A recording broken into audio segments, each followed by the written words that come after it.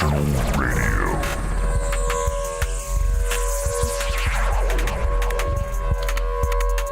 Exceptional Randos show is produced live in Sunroom Studios' base capsule.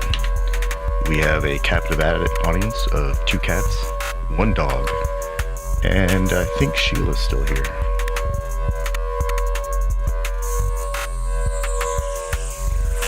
Well, that was random. Exceptional Radio.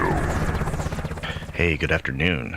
It's been a busy week, for me at least. I've been waiting on people to install a garage and then watching a garage go up only to not have it completed because, something broke, a door broke. But it was incredible watching this thing go up because it's a steel structure. It's 30 foot by 40 foot by 12 foot. It went up in about 12 hours. It was very impressive. And actually the most impressive part is the amount of metal that ended up all around the construction site, like finding chips of metal under things. Why is this even here? Or finding screws everywhere. I mean, like pounds of screws. I've got like a container with pounds of screws in it just sitting there that I've been able to pick up, that I've been able to see. And at this point, after finding a handful of screws buried under gravel at the edge of my driveway, my ramp, I am getting a metal detector to find the remaining bits of metal that might, damage tires, because I'm not interested in repairing tires. Wow, that's crazy. Pounds of sharp metal, and those like self-tapping screws that are just bust through whatever they want to, all over the place. Is that from the structure or from the metal shavings? Construction itself. It's from the. Oh. It's not from the. Well, some of it's from the assembly. I'm assuming a few screws get flung off, but a lot of these are in places where it's like, man, this is a good 20, 30 feet away from where they were working. And that's what I was wondering, because. And then there are pieces of metal, like little portions they would cut off that somehow got flung someplace.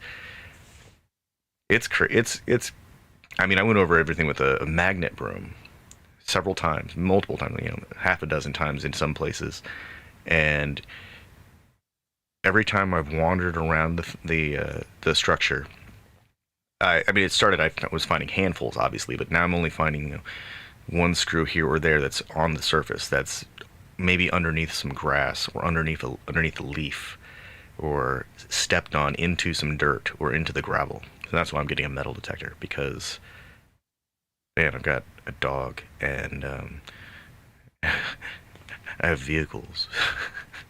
Tires are. Yeah, I didn't think about the dog stepping on it. Jeez, that'd be crazy. Tires aren't cheap, but dogs' paws, man, I don't want I can't replace those. No. But it was. I mean, I was prepared for some metal debris around the place.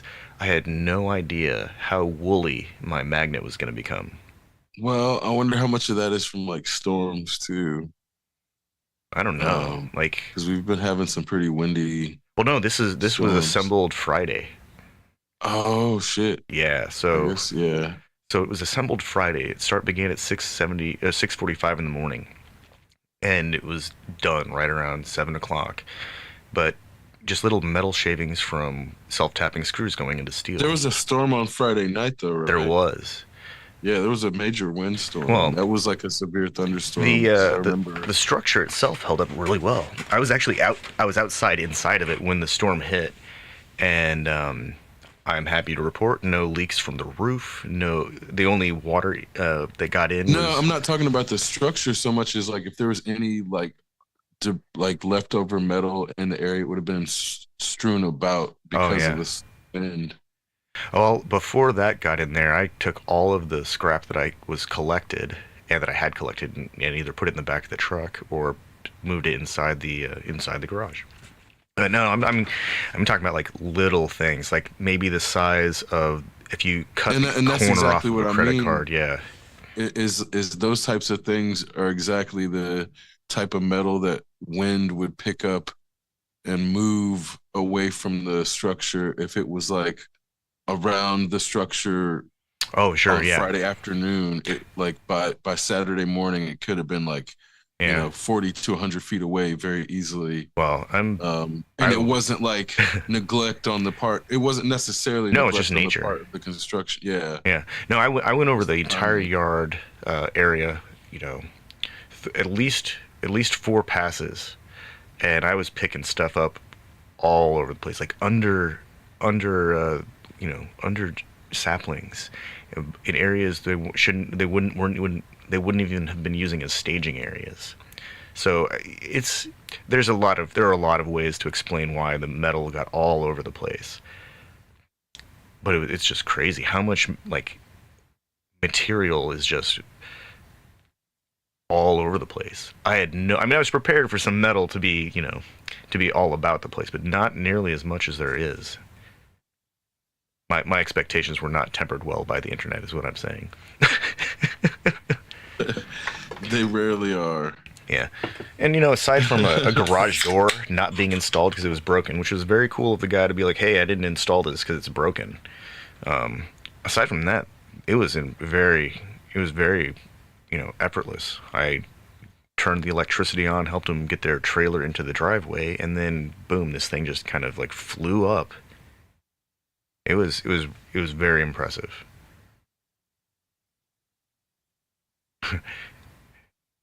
Yeah, construction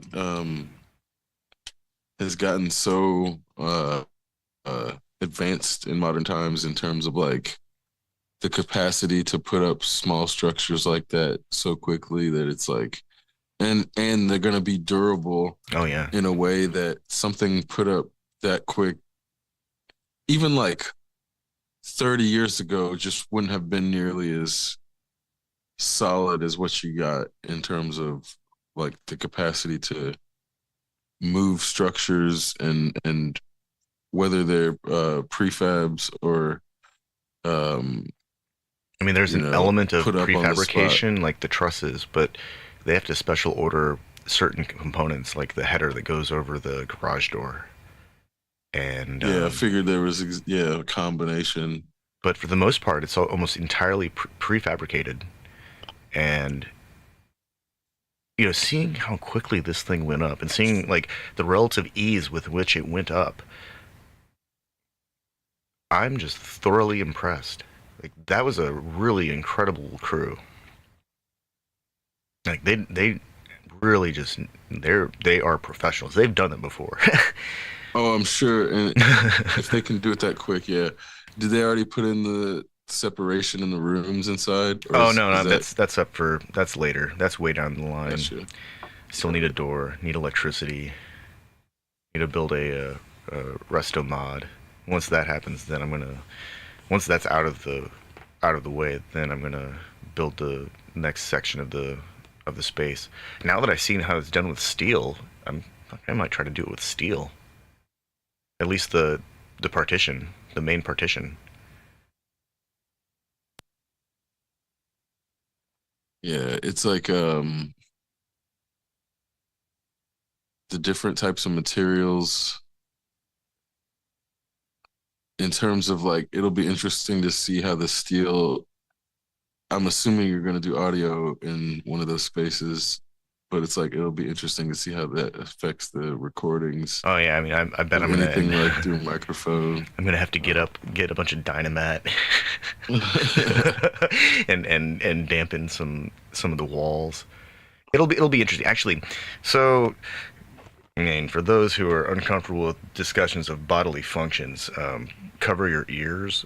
Please don't. This is actually really cool. I was in the middle of the thing, just wandering around, just checking it out, and I farted, and it was a very healthy, juicy one. But it didn't sound like a normal fart. It sounded like a brass synthesizer patch. I mean, it was great. It had all this extra like reverb quality to it that it was unnatural sounding, is what it was. But it reminded me of like a synthesizer. And next thing I know, I'm like trying to burp, and you know, everything sounds huge in there. It's like standing inside a giant plate reverb or a combination of a plate and a hall reverb. It was really neat. I'm gonna go in there later and I want to record some. I'm gonna take a 2 liter of soda with me and see what kind of otherworldly sounds I can come up with. Some of those will obviously need to be pitched down or you know time stretched the other way and make them real short sounding or elongated. But I bet there's some really interesting big room sounds in there that I had not anticipated that I probably should explore before I put anything in there. Like while it's still vacant space.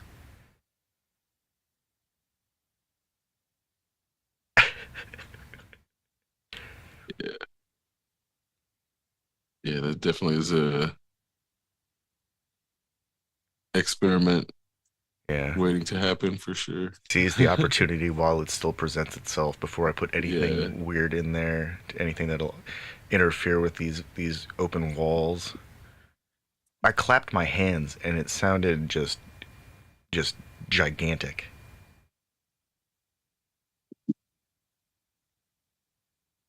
Yeah. And it, What I was gonna say, how high is it? Because I think high so ceilings tend the to walls exacerbate that. the walls go up 12 feet to the bottom of the truss, but then the truss has a brace that's about a foot higher up. So like the center of the room ceiling at the bottom of the truss is like 13 feet. And then the top of the pitch of the roof, I think that's like 15 feet.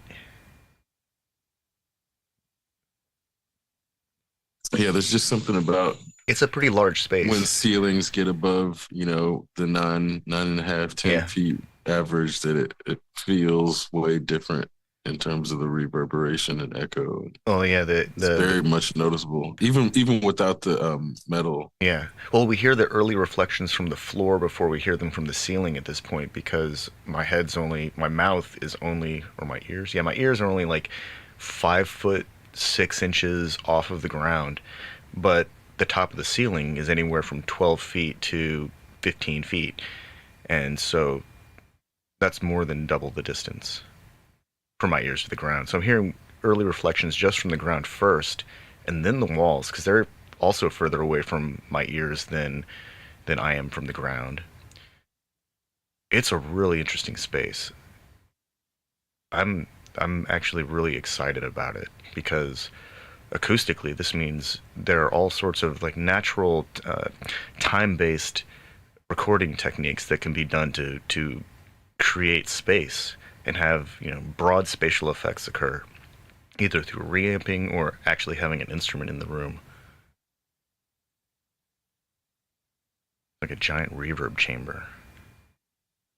Well, it's wild. Like in terms of mastering music to be accessible across different spaces, um, I think people like you and I take it for granted after a while, but when you go to like a concert or a festival or something and you hear different artists' idea of mastering sound, it's so eye-opening in terms of like everybody's ear is not attuned to these types of things, or even Oh yeah.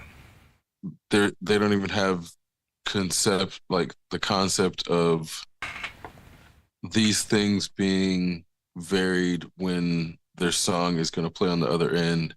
And it's obvious when like I think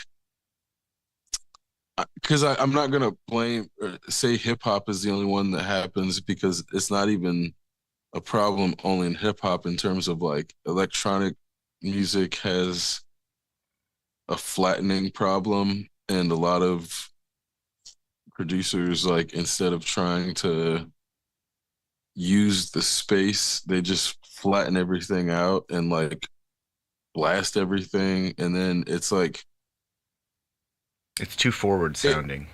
yeah it works but only in terms of like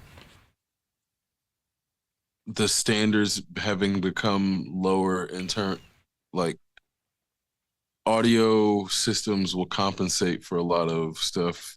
So it's like if the producer doesn't spread out their track, the hardware will do it for them with some like algorithm or some shit. So I think that's where a lot of, even, it's not, like I said, it's not just hip hop producers, but the electronic music producers production styles are not considerate of anybody's space but their own. And I think that's limiting a lot of them from connecting with their audience. And I think, you know, having seen like a few different artists perform yesterday, um, it's interesting to see how much of the audience's perspective is being considered by the artist. And I feel like it's not even necessarily about the person being young so much as the artist not being experienced. The less experience they have, the less they're going to think about any space beyond the one in which they've recorded or played the album or the music that they've done. And some people never pick up on it, but then I think that you see people before they break, and you can see like, oh, this person's gonna be big because they like close the virtual gap between themselves and their audience in all these different ways, and don't at the same time don't break down the barrier between them, the stage and the audience, because I think I that's think also an issue. I think what you're alluding to is that a lot of music nowadays seems to be made for earbuds and headphones. And Yes, very much so. because when music is pumped through like the radio, it is so heavily processed that it just sounds like it's going through the radio. That's why the radio always sounds so huge. And then of course there are people who have just insane car stereos that compensate for the mix itself. But I think a lot of it is it's being made in headphones and for headphones in virtualized listening spaces. I know that there's a company, Slate Digital, and they make this virtual listening environment where you put on headphones and it runs through a convolution algorithm to present the audio as though you were listening in, uh, a studio A of some really fancy recording facility, or in the big room at some other recording facility, or on a giant stage. You can replicate all of these listening environments through convolution, and it gets people really close. But it's also through an extra layer of obfuscation that translates through headphones. And headphones and giant festival sized or even concert hall sized playback systems are not going to behave the same. It's just raw physics prevents tiny drivers in headphones or earbuds from ever performing like a giant speaker array, simply because they can't move that kind of air volume. And granted, a tiny driver can be exceptionally accurate and provide a lot of detail up close where it counts. But it just can't replicate the kind of engagement that happens physically when we're presented with the sheer volume that of air that a speaker array can move,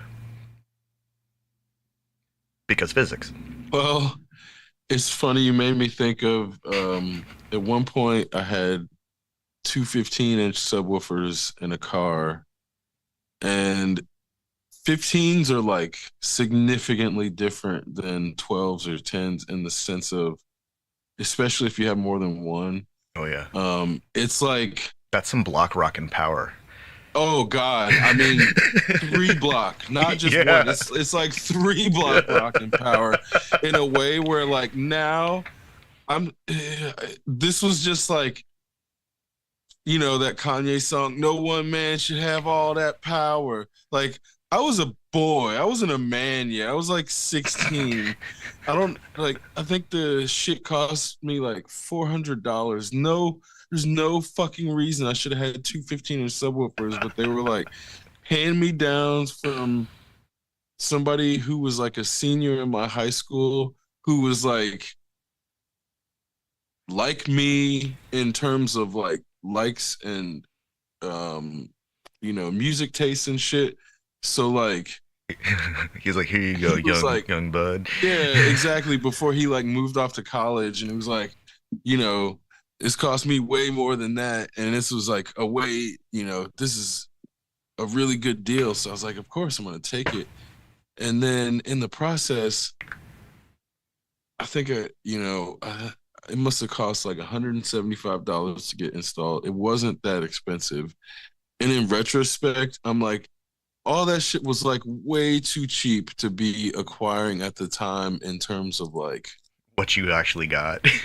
yeah, like eh, I don't. This was before all that shit got cheap, and everybody was so concerned with getting the newest and the like big name brands that were like in vogue that at the time, Oh yeah, I, like Alpine and like Eclipse and Solobaric, I think was oh the big yeah. thing at the time. So they were like also moving to square, so they were trying to make square Yeah, those are the subwoofers kickers popular. solo barracks are actually So awesome. like, yeah, oh yeah, they were awesome, but like in the process, everything that came before it got super cheap because nobody really wanted to be seen with that for whatever reason. Yeah. It's like people were so obsessed with like image. I mean, they still are to a degree, but it was like way worse And in terms of I brand bought identity. a it was a competition subwoofer. It was a Wolfenheg 12-inch, had like a 320 ounce driver, dual driver, stacked driver, had a 4-inch voice coil. It could handle like 2400 watts on its own. I think it had 4 voice coils. Um, People hated him online because they would take him to a competition and they would blow up. But I never gave it that much power. I only gave it like 1200 watts. And I remember one time I was giving a buddy a ride home back to Indianapolis, and we'd been drinking a little bit the night before, but just listening to some drum and bass, and he's like, "Dude, you got to pull over." And I said, "Why?" He's like, "I don't know." And then like there was this huge bass drop, and I saw it in his face, and there was just too much bass. It was one speaker. It was a really efficient cabinet. I sold that speaker eventually though. Oh, I believe it. I It was believe it it, was man. too much. It was like so capable, and I thought like, why were people disparaging this? If you just take it easy on it, it doesn't sound bad. It just produces too much bass. Well, and there is such a thing as too much bass because I've definitely felt it. Like Yeah, you get I, nauseous. I'm recalling it's like there were MTX Terminators, and it it would like so what I was trying to get at is these subwoofers, if you were smoking with the subwoofer playing, it would like vibrate the smoke coming out of your mouth in a way where it's like it was like you could almost damn near see the sound wave in the smoke exhaling from your mouth where you're like, this shouldn't be fucking physically Yeah. possible, let alone being able to see the smoke. Oh yeah. No headphones would be able to do that No, never. without making you deaf. And that's what, and I don't know if it would even be possible, let alone like, again, it would, if some earphones, If earphones are moving headphones, that much air that close to your head, then that's like enough to yeah, kill you. yeah, which again, at the scale of 15 inches pushing all that air with the power that they have, it's like shaking your entire body in a way that um the entire car basically turned into one of those fucking massage chairs. Yeah. It's like I'm sure that's not I necessarily have good for the hinges or Oh like my god. So any. of the there's parts on the so much car. stuff that has to be done to turn into an actual SQL or SPL car. Like so much damping has to be applied to the inside of the vehicle. Basically, they have to take apart the entire car, load it up with Dynamat, put new bushings everywhere that you can, so things that do actually disassemble easily, when they reassemble, they won't just vibrate more and more. It's insane how much effort goes into making a good SPL car, a good SQL car. Because it's one thing to get loud, but loud and sound good, that's actually really hard when we're talking about a Yeah. rolling piece of metal that's made up of, thousands of constituent parts. Like, getting all that to not vibrate and rattle, but to sound really good. Oh, man. What you reminded me, like, I saw it was like a Blazer that had this V-shaped configured box so that you could tilt the seats back into it, and it kind of had a similar smoke effect, but it was more that what I remembered is like, holy crap, that's like beyond the eyeballs shaking phase. That's like your eyeballs actually stabilize again, but everything else starts to get weird phase. Oh yeah, man. That's like This is like insurmountable bass. and once you have it, you get so used to it, but at the same time, you know the power you're wielding, but like you get irresponsible with it, especially at that age, which again, I remember like sitting outside of like a check cashing place and people came out and were like, you know, the windows inside were shaking. It sounded like an earthquake was happening in there. I thought the place was gonna come down. I just remember laughing about it, like, oh, that's hilarious. But like I had an the earthquake subwoofer idea, once. That thing would shake the. I had to get rid of it. It was too much. oh my God. But It's again, it's like the idea that fucking kids can just get this stuff because of money and like there's not really any it's not even about restrictions so much as like if you get a subwoofer that big and that powerful, you should be at least like asked or something like, hey, you're not gonna use this at like 3 a.m., right? Right? Like, because the only you place you know can not to use it at use this at 3 a.m. like is the highway. even then you don't want to use it on the highway because then you wouldn't be able to hear a semi honking at you. Oh, that's true. It's like, Yeah. that's the type of shit where a semi could be railing on the fucking horn and like you're not gonna hear that shit. You're just gonna be bopping your head to whatever the fuck you're listening to, about to get hit by the semi that's like gonna jackknife if you don't move out of the fucking way or some shit. And Yeah. it's like, that type of irresponsibility in terms of there is too loud for somebody who's in a moving vehicle. Yeah. And even with the shit I have now, it's like a 10-inch subwoofer where I don't go beyond a certain level where I can't hear sirens. Because that's, again, it's like irresponsible. But it could easily drown out sirens until they were like right up on me, even at that small. It's not gonna like shake windows in the same way that a 15 is, but there is like a point where you're making yourself a hazard to other people because you can't hear. It's almost the equivalent of, I see it ever so often, people driving with headphones or like earbuds. I'm like, what the fuck is wrong That with should be you? illegal. It is illegal. I'm pretty sure it's illegal in the same way that like driving with like you can't have a DVD player in the front that is on while you're in motion. That's illegal. There's certain shit And I think like there's actually like a maximum screen size for the front of the vehicle.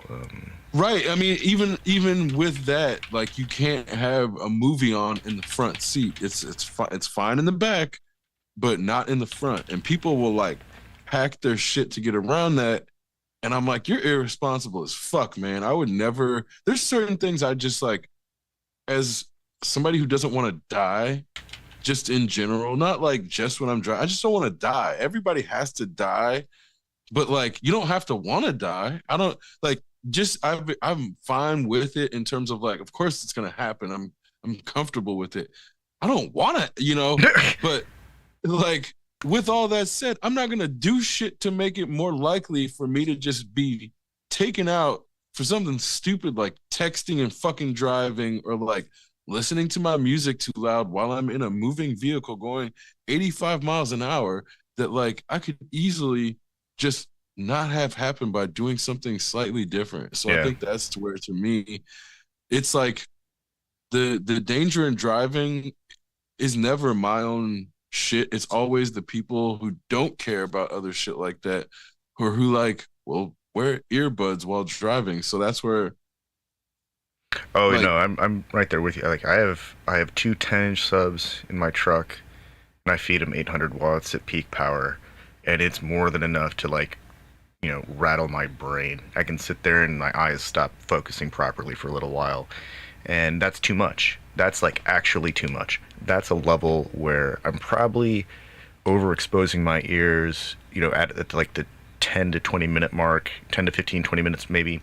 That's probably where ear fatigue is going to set in at those levels, and then I'm going to start suffering hearing loss.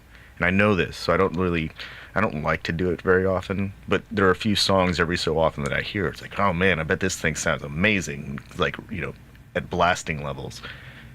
And usually it does, because I have good instincts about that. But yeah, there's a reason that I have that system. It's so that I can have deep, full, accurate, low frequency reproduction at low enough volumes that I can have a conversation with somebody. It's And I'm not gonna lie, I do like to crank it up, because there's some tracks that are just like, oh yeah, there it is, right there. There's a lot of drum and bass that does that for me still, but I don't want to do that all the time. There's so much music out there that doesn't require physically punishing my ears. And I'm not saying that like that the punishment sounds bad. The punishment actually sounds great, but it's unnecessary. And I'm not even thinking in terms of like that impact on just operating the vehicle. Oftentimes that's like sitting in my driveway or sitting in a parking lot and waiting for something. But I don't know about you, but I'm the person that turns the radio down when I'm looking for the freaking exit, because I'm trying to minimize distractions, because I know that there are other vehicles around me and I need to like be able to focus. And it's not an issue of like I can't focus with all this noise. It's just I'm trying to give myself the best situation to navigate an on-ramp off-ramp exchange with other vehicles, assuming that, right, because if you can't hear a horn, yeah. it's gonna fuck shit up in that specific situation. Like, um, yeah, and again, I know there's like a meme about like turning down the music so I can see better. It's like that type of shit, but really it does allow you to engage more of your visual center. Like, Our ears inform our brain where sounds come from, which tells our eyes where to exactly, look. There's a exactly. whole sequence of events that occur that our brain uses with this constant feedback loop of Well, information. and we're not that good at location, so even more reason to have your sound as less impeded as possible, Yeah. to ensure that you're not getting false uh sensory information. Because even down to like, I know this happens to people when they're listening to a fucking song and the goddamn police sirens come on in the song, and your heart skips a beat, and you're like, oh God, what the fuck just happened? Like, and you don't see any lights anywhere because you start looking for lights, and then you're like, oh, that was the song. And it's like, It's like the whole that's the genre of raga exact jungle. that's the exact type of shit where I know when it happens to me, I'm like briefly infuriated and like want to like stop listening to that artist forever, because they have done that in the context of me riding in a car somewhere where I'm like, if you did that on purpose, fuck you. I want to like come find you and stab you or some shit, just so you know what it felt like for me briefly. Not to kill that person, but it's like I really like Just to getting scare to him a really point. good. Yeah, because it's like, oh, I want you to feel like what you thought you wanted to like know what it was like to see a fucking deity or something, or know if a deity was there. Because that's where I was like, oh God, this is like I'm about to get pulled over for no fucking reason while I'm like listening to enjoying myself, like going from extreme joy trying to enjoy a song to like, oh God, I'm gonna never see my family ever again and potentially die here for fucking nothing. Man, like And that's all there's where like half of the electronic music made in like the late 90s, all anything if it had hard or hardcore attached to the name, there was always a distinct section of that set that had sirens, like, and not just like not just one siren like we're being followed by one car, but like a whole squad shows up and all of their sirens are running, and then not only that, but all their cherries and berries are swirling because it's, you know, the happy hardcore hour, and all the lights are on, and so there's always somebody in the room who's probably freaking out, like having a like near heart attack, and then can't stand it. And that's that's what I bet that's like an outlier percentage of ravers who just couldn't stand happy hardcore because it brought them too close to being arrested in their mind, of course. Like, oh shit, the party's being raided. No, no, I swear it's just the DJ. I mean, to be fair, most happy hardcore is just bad. Yeah, no, no, I agree. The vast majority of happy hardcore sounds like a boot, like to a helmet or to a door. It's just It's almost like take Kanye's worst phase and like make make it that worse. EDM. Yeah. There are some So examples of the genre that are incredible, but how the hell do you even incorporate that into anything and make it like not sound like just, you know, I've only experienced a few DJs. Fatboy Slim is one of them who managed to mix one happy hardcore track into his giant techno set at in Detroit, and it was amazing because he did everything. He went from like some weird breakbeat to some big room to like played drunk. He played some jungle. He did everything, and it was amazing. He somehow figured out how to spool it all up at one point for like, you know, a minute and a half of happy hardcore, and then he brought it back down, and that was like the peak of the night.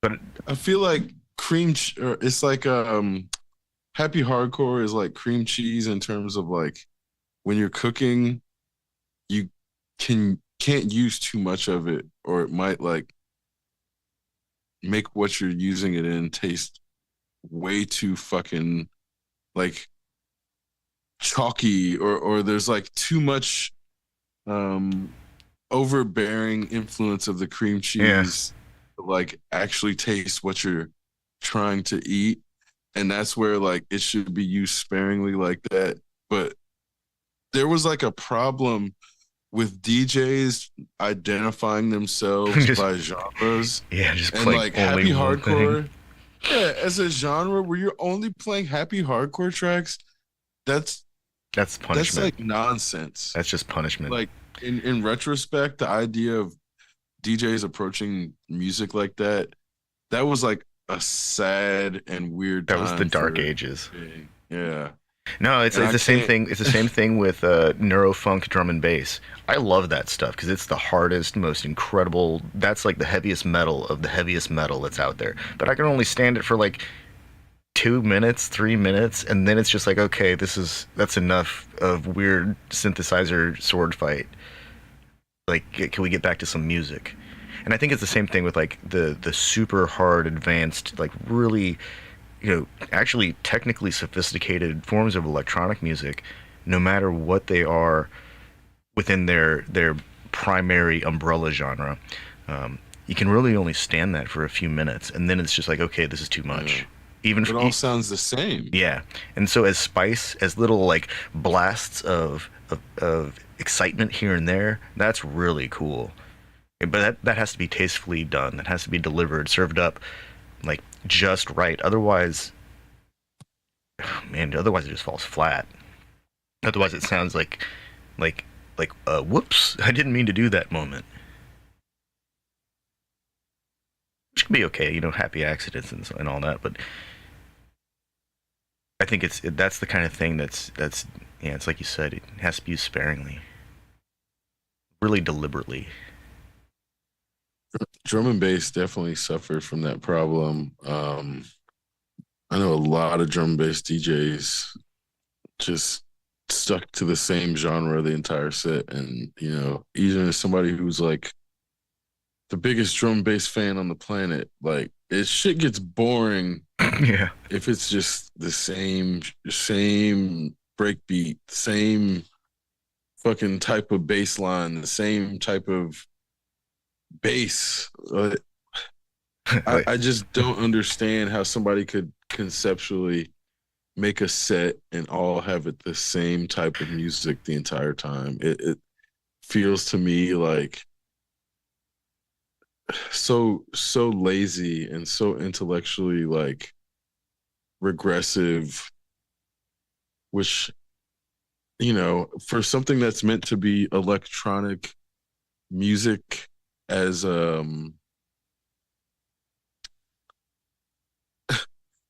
we should never have had a conservatory in electronic music. That should never have happened.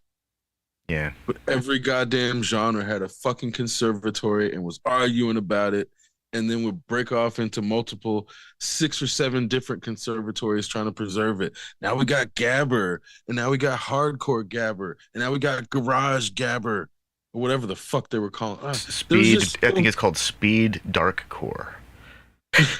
so at a certain point, I Or no, was so speed dark step, that's embarrassed it. to be.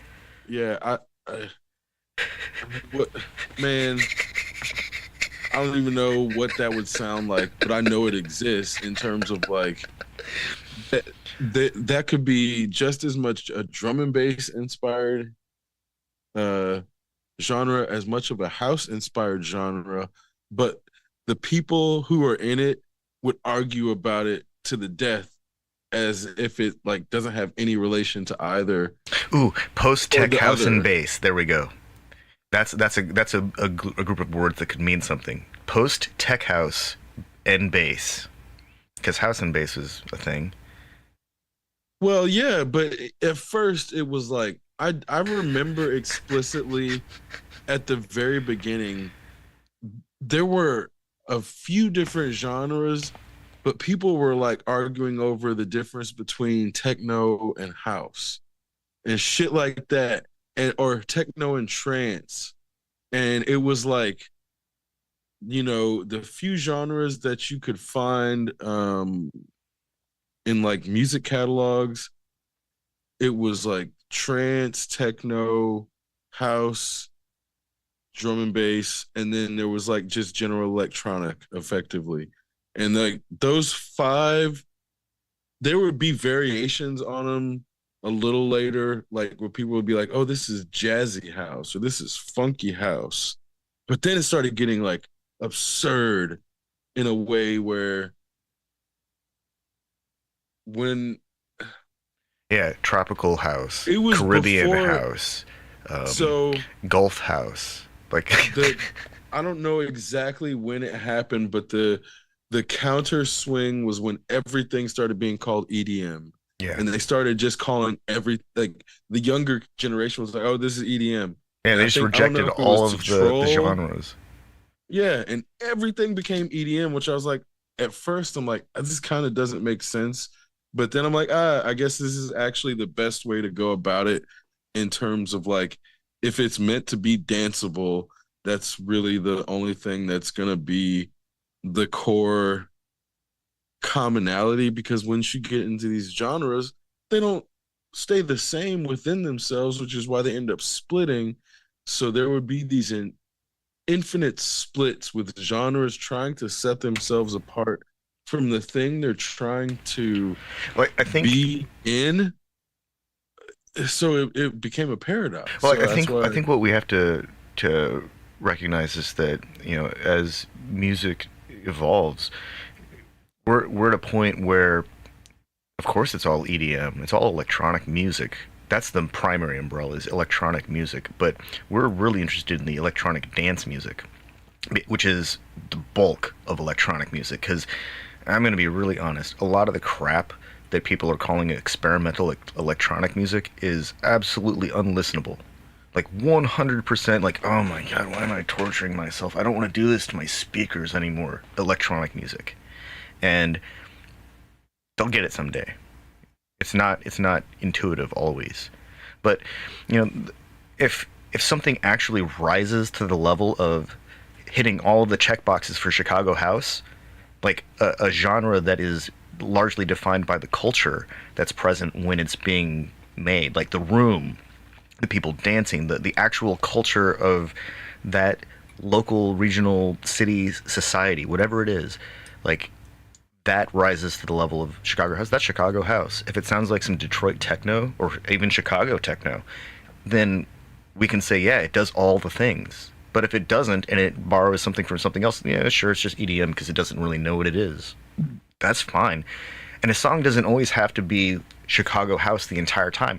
If it only hits like that kind of sound for like 30 seconds during peak dance floor fire, then that's really cool because yeah, there's this EDM track that has this like this 30 seconds where it just pounds and it's amazing and it reminds me of like the early 2000s and warehouses in Chicago.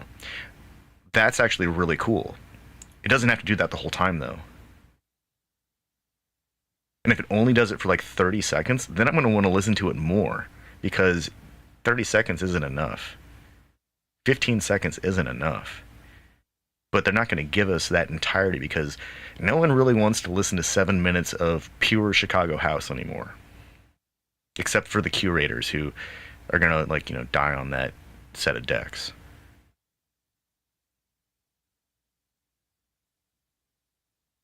That's okay. Well, okay. Have you heard Pendulum Painkiller? Probably. I like Pendulum, but they're But real there's weird. like, regardless, they at the beginning of that track, there's like this hip hop break that it's like they play it for like 8 measures or so, and you when you hear it, you're like, why don't they just make this into a whole song? But if you like loop it, it gets fucking annoying real quick. Yeah. So like, you realize like you can't turn everything into a full song, and sometimes shit's only really good for like eight 8 measure interludes, and it's not actually a full song, Yeah. even though it sounds like it could be. Because then it's like, You have to have 128 bars of actual music to create one jazz standard. I'm going to say that 128 bars is the minimum that a song has to go for it to actually be its own song and to be able to repeat more than just go through the song one time, to go through the head chart one time. If you can do 128 bars, that actually might be worth exploring. But very few songs, especially in the electronic genres, tend to do that. They just continually well, morph. and that's why very few people listen to jazz anymore. Yeah, it's true. Because It like, takes too long. I don't know if you've noticed, these songs are getting shorter and shorter and shorter, Oh yeah, and they're not stopping. yeah, Like, pretty soon it's just gonna be like a 2 second fucking song where it's like, yeah. you know, Right now, I think kids will get it, but we won't. right now the average time to reject is 15. So if a song does not fails to grab the listener or the audience within the first 15 seconds, sorry. There's like Yeah, shit. There's like interludes, and intros to songs that take longer than that from, the shit we were listening to growing up. got like 5 minute intros. Or like, I don't know if you remember early drum and bass, but it took damn near 3 minutes to get to the actual bass line Oh yeah. sometimes. So it was a lot Where the of like songs would be like 7 minutes long, and 3 minutes was billed with no fucking bass. the So when first they finally dropped the bass line, it was like, oh, thank God, finally. the Oh, first minute thank was God, sounds like finally got a steam bass being line. released and a broom going across the floor and some ticking and some weird like slicey synthesizer slicey noises that kind of shrieky but have too much reverb, and then it's like you think it's going to happen because you hear the drums kick in, but no, that just means you're going to wait for another 32 to 64 bars. So on that note, there would be points where I remember buying records where like the first probably 60 to 90 seconds was just like ambient sound and it was like mood building stuff, and then they would drop the fucking like hi-hat, the first hi-hat. And I know people who were trying to start from the ambient. I just would start from the hi-hat, but I'm like, I can't imagine somebody on manual fucking turntables trying to drop in the actual analog or the fucking The hi hat hit. the hi-hat hit from the beginning and have it line up where I'm like, that shit without modern technology now, that's why there were so many fucking train wrecks, because people were trying to do that instead of just starting at the hi-hat, which I'm like, Yeah, it's like for me, that's why my shit was so tight most of the time. But I would like see other DJs fuck up during that era when it was like pre-Serato, um, or like pre when Serato really took off, and DJs were still trying to do Technique 1200s at every fucking show, but not doing other things in the process to like make sure that they weren't fucking up their mix. And I realized, so I started counting how many tracks people would play during their set, and a lot of DJs wouldn't play more than 10 or 11 tracks in an hour, which when you break it down, that's barely fucking anything in terms of like they would just let the full tracks ride out, and it wasn't necessarily their music. So these were very like, they thought that their mixes were so good that it should be taking them that long to build them up and drop them, when in reality the mixes weren't even that long. It was, they couldn't really overlap the tracks because they couldn't get the drums to line up. So it would be like, a lot of times they play the ambient part over the track that's already playing and then fade into the second track instead of letting the drums play over each other. So that's where I definitely wasn't the only one, but whenever like as a DJ, being able to have two tracks where the drums are playing at the same time on both tracks, and you can't tell which track is which because it's so well overlapped. That was like a skill that when it happened, people didn't know what was really happening in their headphones. So like it just kind of looks like you're fucking up there bopping around, like touching the it looks like magic. the EQ monitor and like pretending you're turning it up and just waiting to fucking turn it up. People don't know what is actually happening. So like to a certain degree, the DJ is just up there for mood because people really don't know what's happening, and like I think that's the reason that electronic music as a whole, in at large, has such a strange. It's hard to understand what it actually is because unlike a guitar or a drum kit or the bass or a horn or any you know physical instrument that's not running off of electricity, I guess, or even some electric instruments, we all have an expectation of what it looks like. We all know what it looks like, but electronic music performance could be turntables, it could be a laptop in Ableton, it could be hardware synthesizers, desktop synthesizers, sequencers, but it doesn't. None of these things are actually interesting to look at. It's like you're watching somebody type, watching somebody do an. What did Yejun say? He said performing Ableton is like checking emails. He doesn't like watching somebody check their emails when they're on stage. Like, and I Yeah. get that. I don't want to watch somebody use their computer. I use the computer plenty. I know what it looks like. I don't need to see what somebody else is using it like looks like. I want to hear the music. And I think that that's part of the disconnect is that you're right. The DJ in a sense is there to they're like a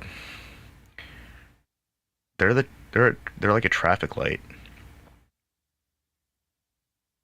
They tell people when to go or when to slow down and sometimes when to stop, but also, you know, they provide direction. The Yeah. audience And gets cues from the DJ when things are about to get hyped up, because otherwise they might not know. well, and I think that's about all they get from the DJ because that's kind of the reason to in my head that there's not a very wide distinction between like good DJs and bad DJs in the audience's mind in terms of like a lot of bad DJs get big and a lot of good DJs don't.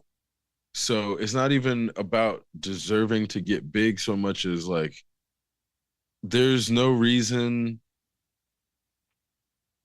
90% of the DJs that got big shouldn't have been overshadowed by better DJs, but because the audience doesn't actually know what the fuck they're doing, it's just a matter of like, well, did this thing I just hear make me, happy? And that's like what it really comes Well, how down much of to. it is also the rest of the crowd's influence?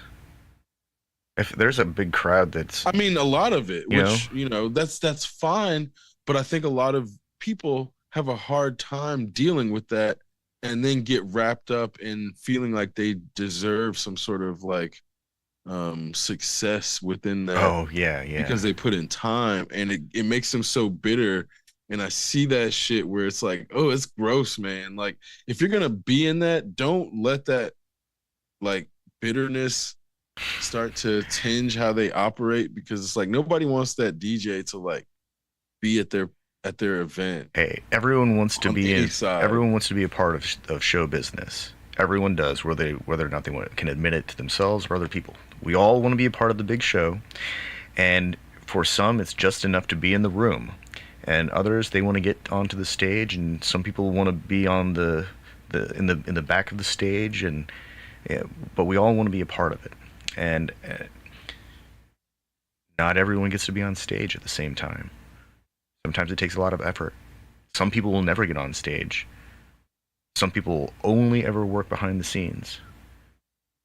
Some people will work in the administrative office, but that's part of it. I think that we live in a very unique society where it's actually very easy to gain access to the room itself, but uh, whether or not that individual can find an audience or not, that's a different question. There's a big audience, and it's a very diverse audience out there.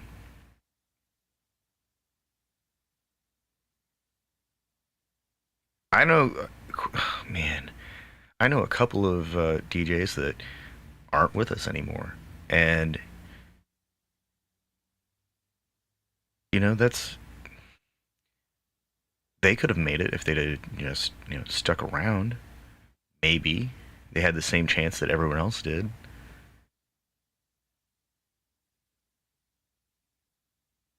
It's really unfortunate though that there are still people out there who feel like the industry owes them. Well, Or the audience owes them, or you know so unpredictable. I think that's why when you put in work, you think it doesn't necessarily pay off in any field. But specifically music, I think there's this element of putting in dues, at least if it's good enough for people to show up at all ever, there's a sense of like, it should carry and get bigger, but that's not necessarily the way trends work out because music changes. And even if you try to change with it, that doesn't necessarily mean your momentum is going to like continue with your shift with that music. So it's like there's not a whole lot of room for ego in terms of allowing oneself to feel cast aside by whatever's popular at the time. Um,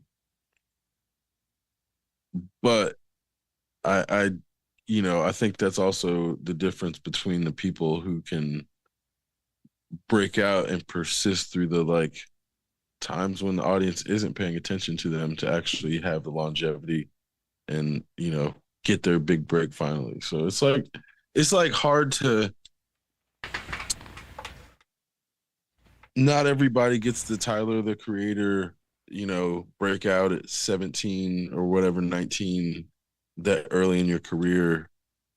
Because I guess it wasn't, you know, in the process, it wasn't just him. It was like everybody in his crew who at the time you see people in the rest of the crew where it's like a lot of them peaked early then too. Like Earl Sweatshirt seemed unless he comes back and does something um monumental, like he peaked early, whereas then you also have to like look at it in terms of you can't stay in the same there's certain things where you can't be in the same place forever, like rapping.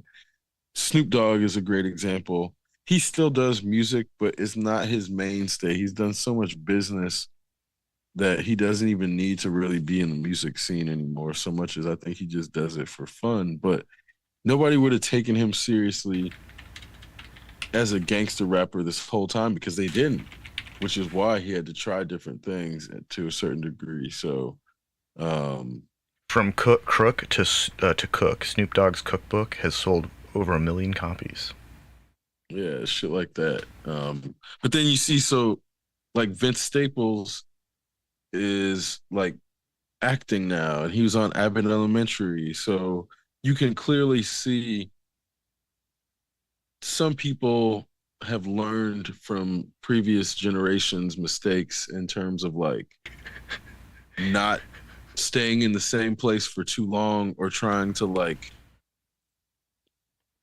think that you can keep doing the same thing and have it work out every time over and over just because it worked the first time. Um, and I think like so even shit, Tyler the Creator is doing like fashion design. So I think most of his money now probably like even though his music career is still, it's going, I think most of the money he makes doesn't come from music. So I wouldn't be surprised at all. Like I think Kanye would be the same way at that point. Like he, you look at he has another book called Goon with the Spoon. he's probably got a few books at this point, and not Um, all of them, you know.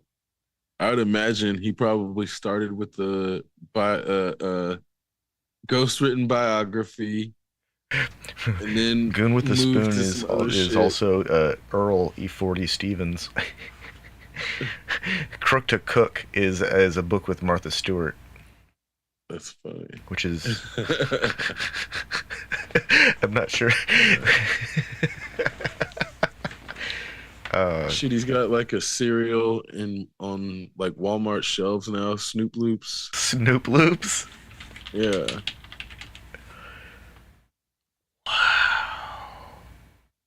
He's like I think I want to say one of the first black owned cereals on brand like um with like a mass distribution deal in the Snoop grocery Dogg, store. serial mogul.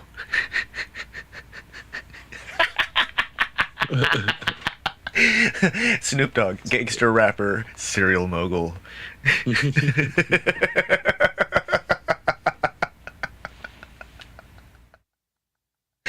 So Oh, bless Snoop Dogg. He is an endless source of entertainment. He is aging well. Look at that face. Yeah, He's got for he's sure. got the biggest smile. He's like, I make cereal now, bitches.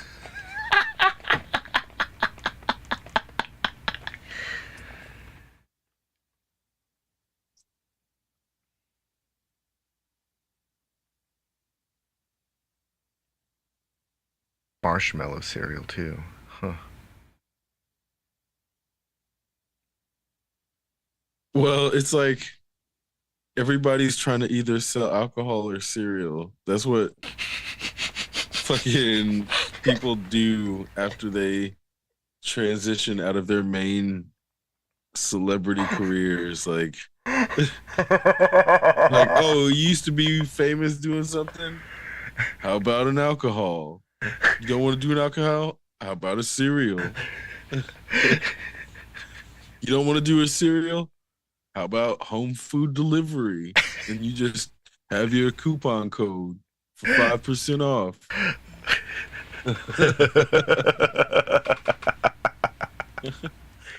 Well, cereal makes sense because, he smokes a lot of weed, and I bet that comes with a hefty, hefty volume of munchies. And so, why not have a cereal? You can be somewhat selective about it, right? I mean, hopefully he selected this one and said, yeah, I like this one. Let's call it Snoop Loops. And it wasn't just a, hey, put your name on this. So It's I don't gluten know. free. Do you know who Kevin Holland is? Not off the top of my head. He's a I wouldn't I'm not really surprised necessarily. He's like a I don't want to be rude or disparaging, but like he's like a I don't know if he's ranked or not. I'll just say that without looking him up. I don't know for sure if he's ranked or not in the UFC, but he's a UFC fighter where like He's not 25, 9 and 0, won no contest. but it's like not being ranked doesn't mean you're bad so much as like they only start really talking about ranked once you hit the top 15. Mm. So in like it's not especially in his division, like 170 is a stacked division. Anyway, long story short, dude's got a taco truck, which is where I'm like, I don't know if that's him 1 foot out the door, but it's smart in a sense of having a business beyond fighting is definitely something that I don't see a lot of like fighters do. But it's so far away from fighting where I'm like, oh, I feel like he could actually have a He asks for a um taco truck to fight Shavkat Rachmanov. yeah. I you know, I'm fairly positive. I don't think it's like a joke in terms of like at first I thought it was like him trolling people, but like he kept he kept posting about his taco truck. And I'm like, I think this motherfucker really has a taco truck now. Apparently, That's he's right. number 12 in his welterweight division. Okay, so he's 12. Yeah, so Um, he's not bad in terms of like he could still have a run at the top 5 and with the right combination of events could see him in like a title shot. I don't know if he could like just being honest, I don't know if he could okay, so a beat used the taco top truck 3. could go run anywhere between $20,000 and $40,000, but a new one can cost more than $100,000. So, depending on what they come up with, I mean, I 20 mean, to, he's definitely earned more than that, but I think that was like I think he made a deal with the UFC to get him a taco truck as part of his fight, yeah, which is where I think that's where it was like, 50 to that was smart. $100,000 for a used taco truck. Okay, that's a newer number. Um, newer information. Okay, so it costs about $100,000. A new one can go anywhere from $100 to $175,000. Yeah, because it's basically getting Kitchen on wheels. but a certified kitchen Yeah. or certifiable. And that's like, the big I think those basically cost like $30,000 to get all of the things to make a kitchen able to serve food to Yeah, yeah. humans out of it. But it's like that part alone, but then making something that's also functionally mobile, um, like around that in a way that is going to not break down frequently. So that's also like the difference between a $30,000 food truck and $100,000 food truck is vast. But there's also the Reliability. trailers too, Yeah. and the trailers are a good medium. But again, just seeing like, I guess he's not really a journeyman anymore then, because he's on the up, like the ascent of his career in terms of his age and how much damage he's taken. So like if he's number 12 now, he still could, be in a title challenge in the next like in 3 years or so, if he continues to train. Because he didn't really, not to say he didn't take it seriously at first, but I think he was more in it for a paycheck, which is nothing wrong with that, but it's really the wrong sport for that. Um, like he would have been better off, I think, doing uh competition jujitsu if it was really about a paycheck and Mm. just like um saving his body and being able to do that much longer in competition. So that's where I'm like, I did, at first he made it seem like he was about a paycheck, but I feel like he's like, you know, being realistic about making a living off of this, but also not killing himself in the process to the point where he won't be able to use anything Maybe he's that he ever makes or yeah, has to maybe spend maybe all he's just being medicine. really smart. Maybe he likes tacos. Maybe he knows that he could do this and enjoy it and make a living at it. Maybe he's got there's some thought put into all of this that it doesn't matter to anyone else. I think it's fucking awesome. Like somebody like a I don't think I've ever heard of a UFC fighter who has like an exit strategy. I don't think I don't think Not many do. I don't think Connor punching so hard or kicking so hard he breaks his own body counts as an exit strategy. Like this is actually an exit strategy. This is like, hey, I'm getting my food truck and I'm gonna go make tacos. I'm gonna be that guy that shows up and everyone loves because I've got the best taco truck around. Like that's what I see. Maybe I'm wrong, but that's the vibe I'm getting from this. He's like, fuck beating people up. I'm gonna go make some tacos and enjoy life.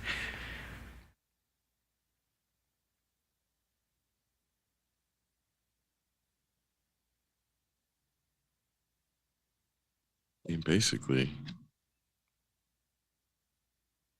But I mean, he didn't stop fighting yet. But again, that's where it's like it seems like not one foot out the door, but definitely looking ahead past fighting in a way that I don't think a lot of people do. And you can tell when they get to this point where they realize they're like shocked into realizing they're never going to become UFC champion. And they're at a point where they're like, oh, fuck, what do I do after this? And that some of them don't retire at that point, and you see them kind of like dwindle into a pale comparison of their former selves as fighters. And it's like, it's not always like legends, and sometimes it's just journeymen, but it's always like you don't want to see anybody do that. And I think the issue is the ego in fighters specifically just really doesn't want to like look at themselves as the old. When you are aging, delusion can make people stay the younger person in the mirror because of the mind's projection, and they don't see like the aging person that's actually there. when they're meant to be seeing a reflection in the mirror, and like one day they snap out of it and finally see what's happening, and sometimes that shit can be too much, and it's like that a lot of times, not necessarily most, but a lot of times people will then start self-medicating to try to deal with that instead of trying to get actual help to deal with the trauma of like suddenly having to deal with the repercussions of treating your ego like, or treating your body as if it was invincible the way your ego was telling you it was invincible. And I think that's the issue, is like it's all, not all, but a lot of times it's self-inflicted one way or another because people kept listening to their ego. And I think that's also what makes it even more difficult um to deal with to a degree. Yeah.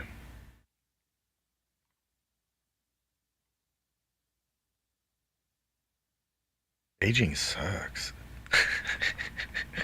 I mean, Not really. yeah, It it does, does. but Like, it comes with the. It's part of the deal, right? I think that's why my tastes in music have changed. That's why my tastes in actually no, I still like hot, spicy foods. That hasn't changed. I mean, I do too, but I don't like what it does. I didn't Yeah, no, care that's what it true. did before, but now, I know what it does. Like everybody who eats spicy foods long enough knows what the fuck I'm talking about.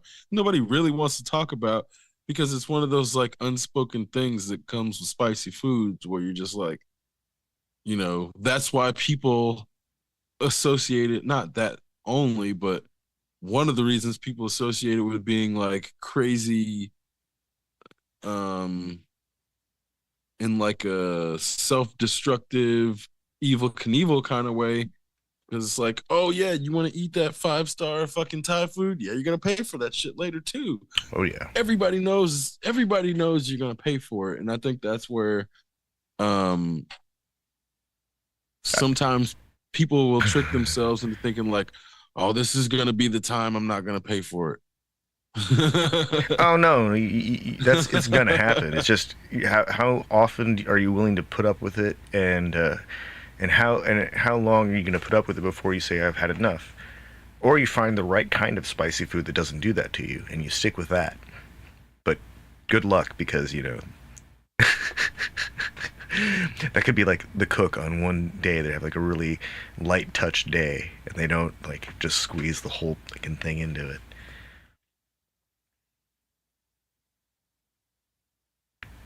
But I like Szechuan cuisine because that stuff, it kind of makes my lips numb, and then I get this big bead of sweat, and then I know that I've hit the right spot, and I don't pay the price too much for it.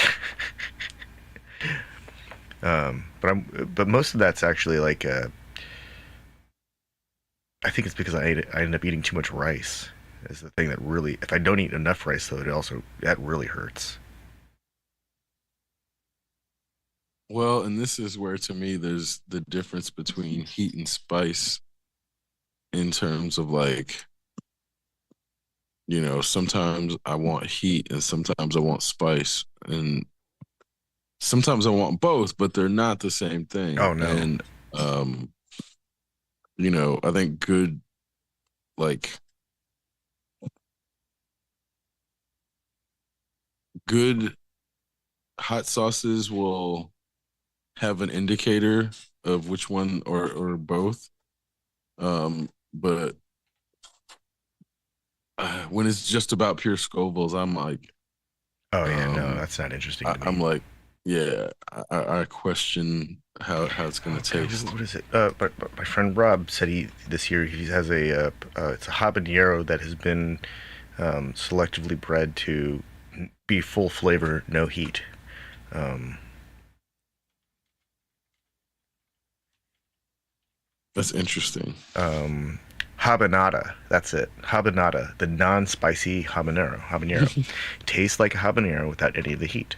And I've had them before. It was sweet, like really sweet. Like I wanted, you could just eat it. It was just had flavor, kind of fruity flavor. And that's really cool. That's exciting to me, and that's the kind of thing that if it was in like a salsa, I would, you see these tiny little slices of orange pepper, and you say, "Oh no, oh no!" But then you take that bite, and it's just, "Hey, wait, I want some more of this." That's cool. That's really nice. Otherwise, habaneros are just the kind of thing where it's like, man, I don't know if I want to. Do you have any gloves? I need gloves if I'm going to handle that. Oh yeah. Like, Yeah, there's just certain, I think mango habanero was the last hot sauce that I ate like like a crazy person. And once I had that mango habanero encounter, I was like, nope, no more. I'll use it sparingly. Even the Tabasco is like I have that fear of the mango habanero in the back of my mind when I use Tabasco. Because like I used to just basically drink Tabasco sauce if I had like even the most remote like hint of sinus issue. Like, oh, I got a sniffle, shot of Tabasco. And it's like it definitely clears shit up. Um, but there's, stomach issues and fucking, yeah, you know, mouth ulcer issues with too much spicy food. And I like it's not, that Louisiana hot sauce, that style of hmm hot sauce. oh, yeah. I really like it on like fried chicken, Oh, yeah. and Perfect. and Perfect on then fried and chicken. that's I think that's its like best use. No, it's not true. Like sometimes on an omelet, I was about to say some, eggs. omelet, Like some if I want anything on eggs, like hot sauce is yeah. like, you know, but then you can put it on pizza, um, fucking spaghetti. Like, I mean, are you not gonna put it on chili? I mean, I don't need to. Like, Usually, I I don't mean, need you to don't add. need to, but Yeah, of course you never need to put it on anything. Like, do you need to put hot sauce on fried chicken? Fuck no, of no. course not. Like, If it's fried made right, chicken's you shouldn't. delicious without hot If it's sauce. made right, you don't need to add anything. But if it's not made right, you're not like it's still gonna be dry as fuck even with the hot sauce, Yeah, and you're just gonna like kind of choke and it's gonna have take some even longer. spice Some with the hot choke. choking. Yeah. Oh, So that's what I mean. Like,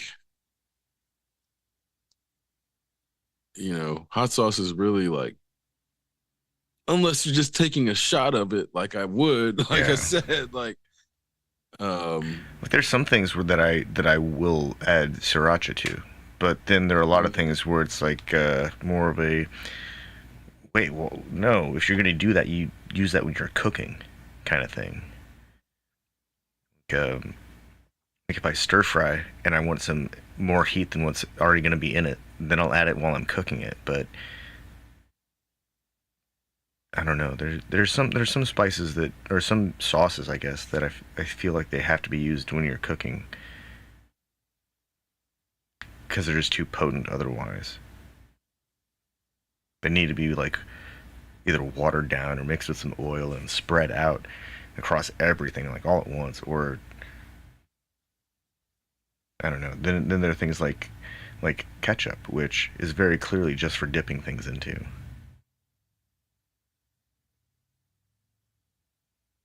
Except you can also use it like a cooking sauce. So I don't know. I tried cooking with A1 once. It didn't work.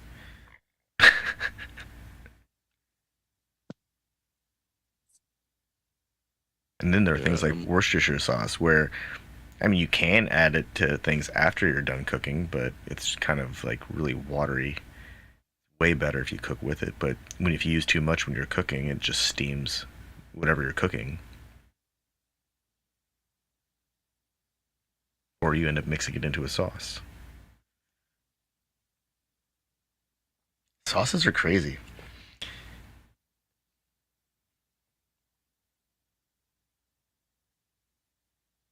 Whoever figured out that they could just put a bunch of something in a jar and then And that it would be like a delicious condiment some point down the road. That person was they were onto something.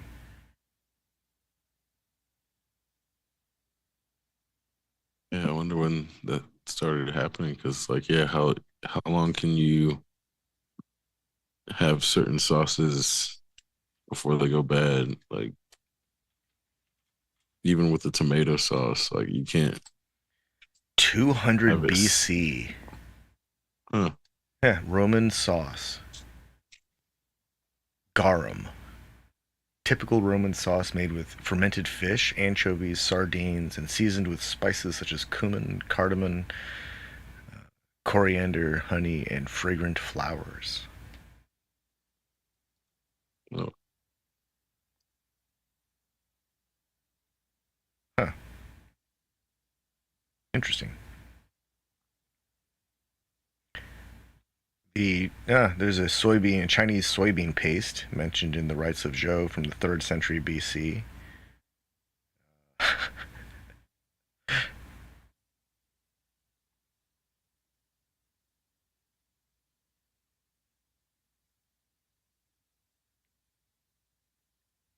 Okay.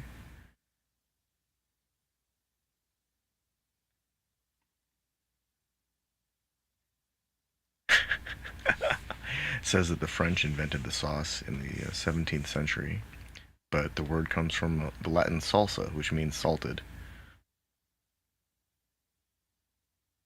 Hmm. I think sauce is pretty ubiquitous in terms of every culture is going to arrive at sauce at some point after their culinary foundations are laid, and then everything just kind of emerges from there.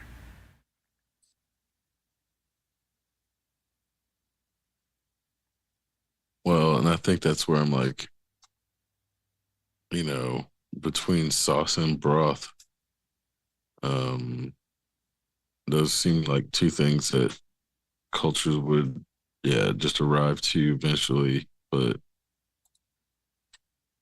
Just like barbecue, every culture has its own version of meat on a stick. But their capacity to use the sauces beyond like the first day they're made, I think, is the issue, which also is going to be like how ubiquitous that becomes when Mm.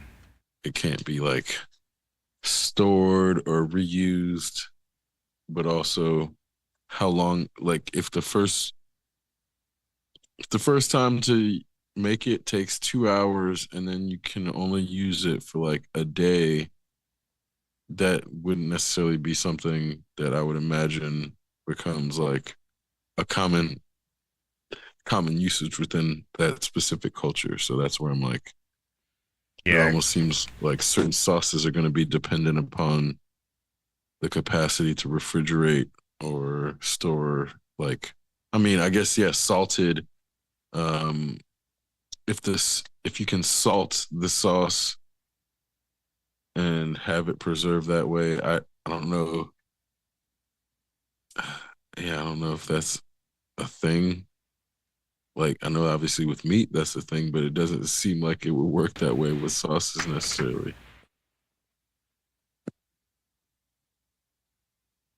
I think that's why we have preservatives now, Right.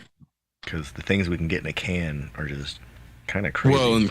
and canning too. It's like when you can remove the air out of the container, yeah, you can store sauces um in non-refrigerated places for a lot longer. But it's like, did they have the capacity to make vacuum seals? Which, don't really think they did, but like there may have been a way to make vacuum seals in 200 BC that isn't just common knowledge, but maybe they used fucking pottery instead of cans, so it's going to be really difficult to find like how they vacuum sealed pots or like Let's see. Canning origins 1809 in France. See, the vacuum seal that doesn't come around until 1963. in Germany. So yeah, canning was canning was the thing. Right, but I mean, but so is pickling, where I'm like, I don't know if you can pickle a sauce so much as like the pickle a Yeah, thing, but pickling comes about in 2400 BC in Mesopotamia. So pickling is like 4,500 years old. yeah.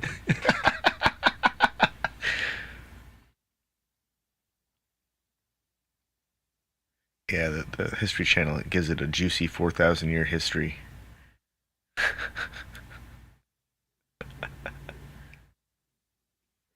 Pickling is something every culture does too.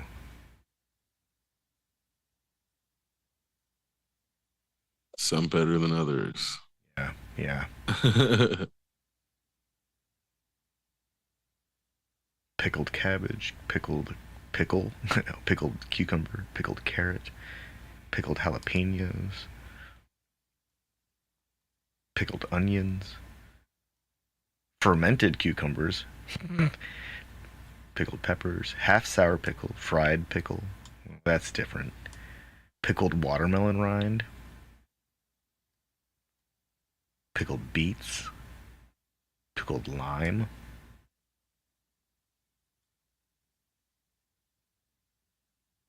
Pickled lime. Yeah, That just I don't know about that.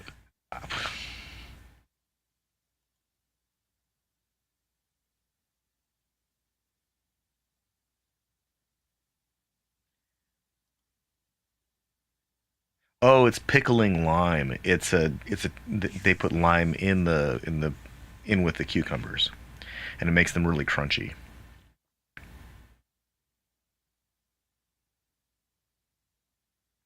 Maybe that's how Vlasic does it. They've got those really crunchy, never cooked. Hmm.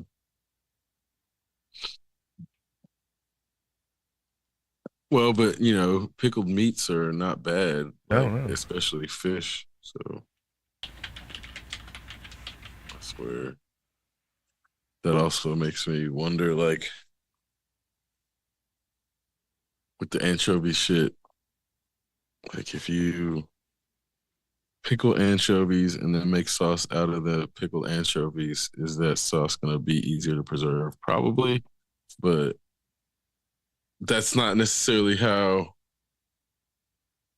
they would have been thinking about it before. So I'm like, Yeah.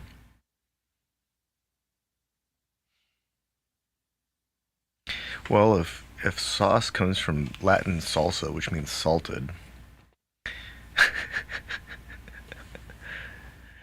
then salsa pork is not what we think it is.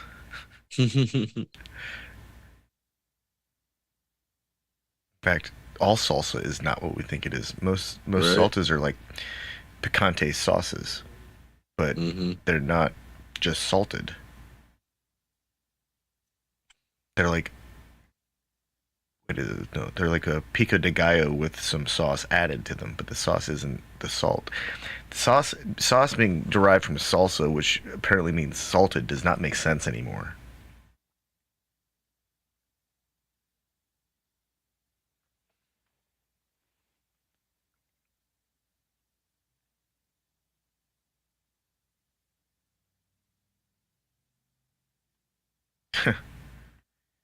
Now I'm looking at pictures of salted or yeah, pickled meats. Never did I realize that there were this many variety of pickled meats. Oh yeah.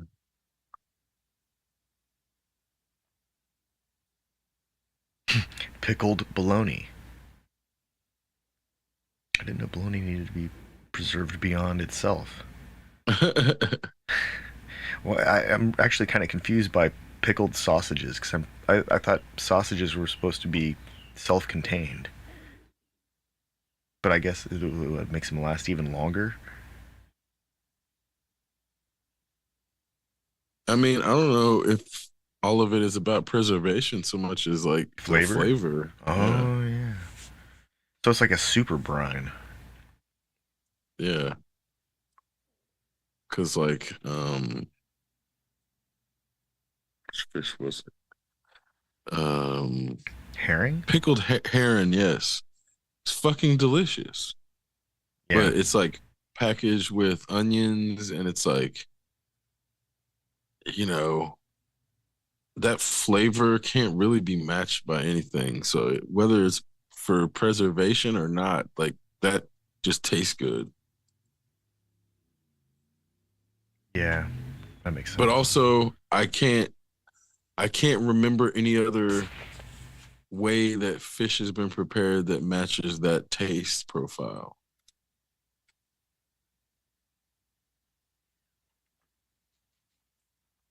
No, And that's a good point because I like there's a Chinese fish fried dace that comes in a can and I love it.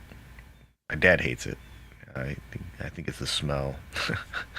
My mom yeah, also the loves it. smell isn't great. The smell is like one of those like whoa, but the flavor wise, it's like if fish was bacon, that's what fried dace tastes like to me, Hmm. and I love it. And I can see why some people don't like it. I get it. It's messy too, and it's just once it gets on you, you got to wash your hands because anything you touch afterwards is always going to smell like that. So handle with gloves and be careful. But yeah, no, they're. I think anchovies are like that too. That's one of those like guilty pleasure type foods where nothing tastes like it, and for whatever reason, like whenever I do decide, yeah, I need a can of anchovies and half of a package of saltines, like that's like the most spot hittingest guilty pleasure snack that I can think of right now. Actually, no, a bunch of Twinkies would be like a guilty pleasure, but I'm not going to do that to myself. And by a bunch, I mean like the whole box, which I would totally regret later. And right now, I'm telling myself that it would be worth it, but I know deep down inside that it definitely wouldn't be worth it.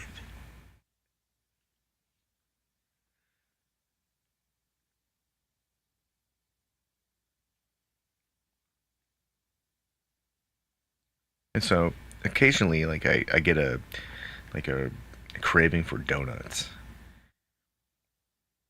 and it sucks because most of the time I won't go out of my way to like get a really good donut. I'll just grab a pack of powdered donuts from the gas station, and that's actually something I regret regularly. Whenever it happens, I end up regretting it because those things like turn into a block of cake, and then it's just hard to process. Whereas if I eat like two or three real donuts, which is way more satisfying, that never happens to me.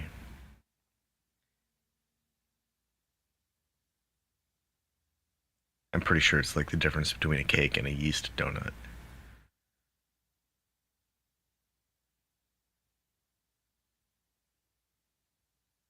But a lot of donuts have been like kind of strangely, I don't know, they're like not. Maybe it's me that donuts just aren't as satisfying as they used to be. Crescent Donut used to make some really good donuts.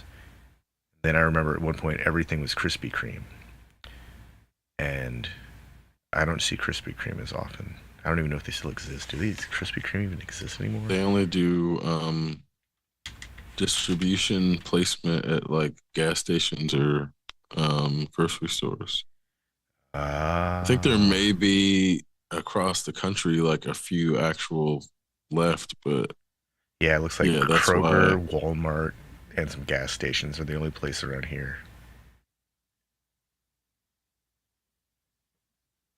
Huh. Krispy Kreme was good for a while, but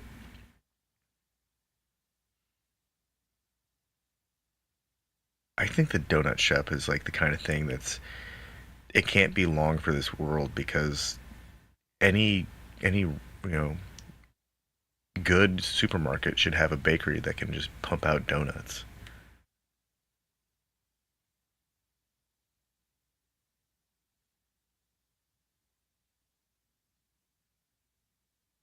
I mean, the ones at Kroger are pretty good, so Yeah, I think it's not necessarily difficult, but um,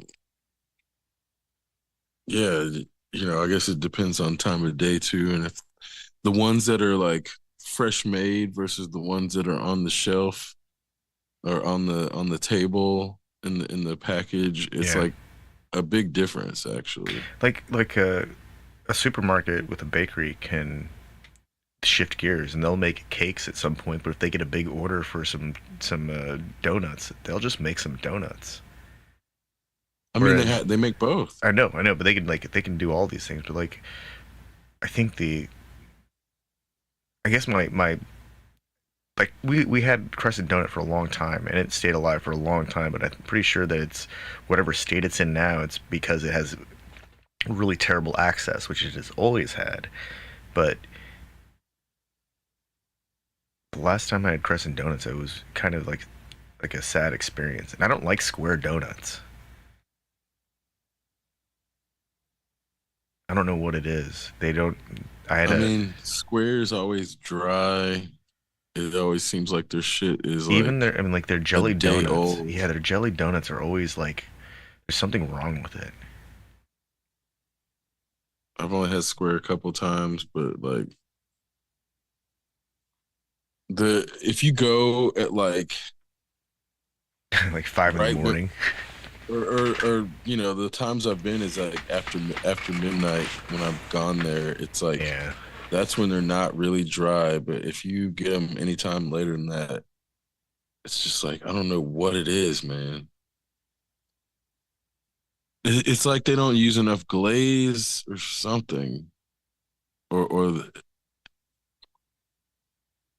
they just they run the air conditioners too hard and it pulls the moisture out of them. mhm. Maybe I don't know. That's one of those things. Like maybe I want to believe it's just me that I'm not willing to go far enough to find the right donut, but maybe that's the next quest I need to go on is to find the best donut. I mean, but have you been to Parlor? No, I've not. No, they're way better. Okay. Where's But oh it's they're like, downtown. yeah, but it's also like not Right not off of necessarily like worth mm, it's worth trying, but in terms of how much it costs for what you get, it feels like okay, this is a good novelty and I wouldn't go here frequently because it's just not sustainable. So it's like you're not going to be going to Parlor every day to pick up a donut whereas like you could go to Kroger. I mean, yeah, I guess where you're at, you could potentially go to Kroger every other day. It's not too far. no. And it's the same for me. It's like relatively close enough where I could go there like probably every other day and pick up enough donuts to last for 2 days. Whereas the second day they'd be like, oh, I need to put these in the oven or something. Um, but they're not gonna be 5-star donuts in terms of like Yeah. they'll be 4-star if you get them right when they're put out. That at the best you're gonna get some 4-star. Um, and it's not even about like they've got good uh variety of toppings. Like there's maple and they have like Persians and they'll use like white frosting um or icing. I'm sorry, not frosting. Um, they got the lemon, the raspberry. They have enough variety so that's like you're gonna get a good donut, not too expensive. So that's why it's more feasible to go to Kroger than it is to go to Parlor frequently.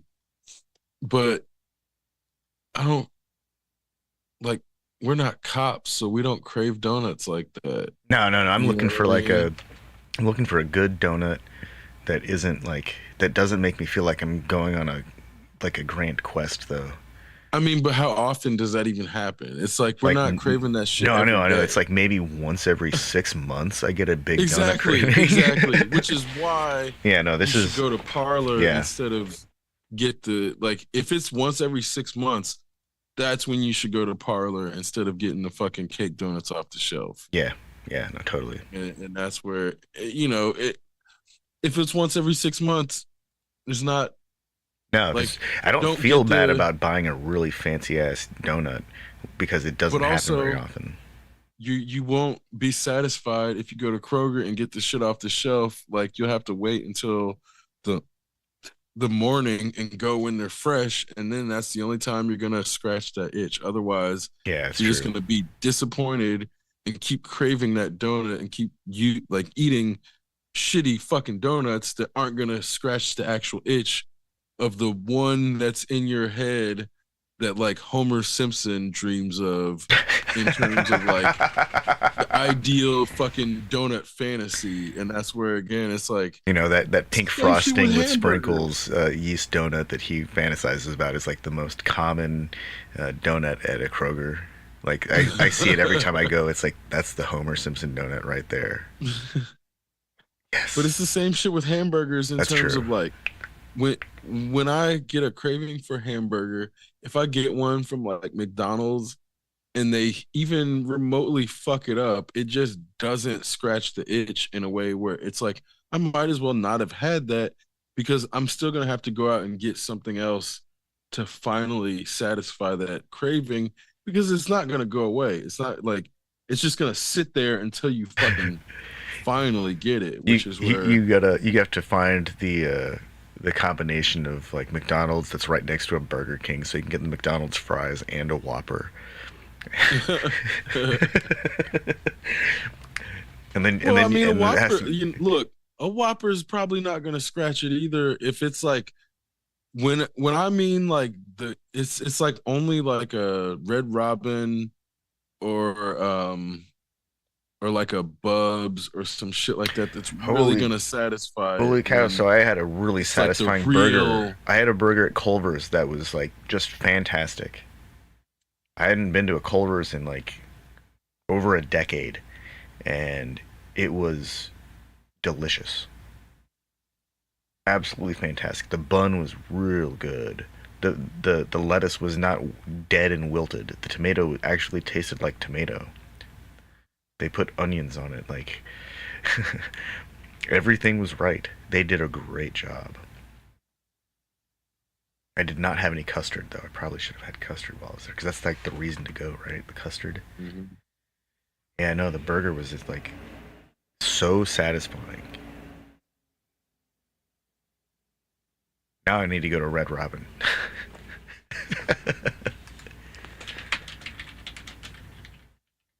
Yeah, Red Robin's garlic fries are fucking yeah.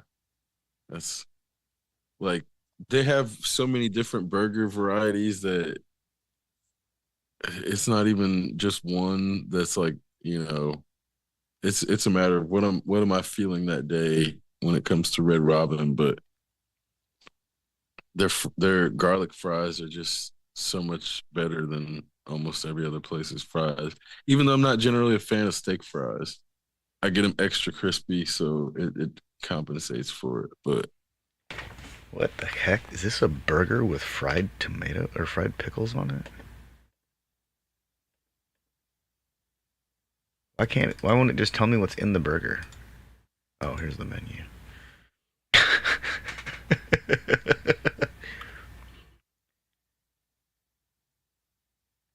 Like a burger with onion rings on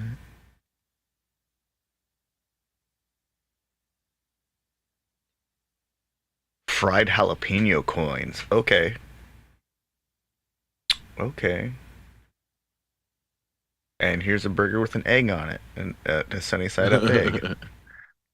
yeah, And that's one here's of the a good burger with as favorites. much blue cheese on it as there is burger. Here's a burger with freaking shrimp on it. Blue cheese is like one of those things that is very hit or miss too. Here's a burger with as much pineapple ring as there is burger. The crap? Here's a burger with more mushroom on it than there is burger. Holy cow, the monster. Okay, I can see why that's a $17 burger. Oh man, I have to go to one of these places and get one of these Burn and Love burger, the fried jalapeno coin burger, or the Royal Red Robin, the one with the egg on it. Those sound like they might be worth. Actually, that one's definitely worth it because it's like breakfast and lunch at the same time. It's some Right. bacon and eggs on a cheeseburger with lettuce, tomato, and mayo on a bun. Like that's like, yeah, that's a brunch burger. Well, but you see how like nothing at McDonald's is really going to compare to anything. What's McDonald's?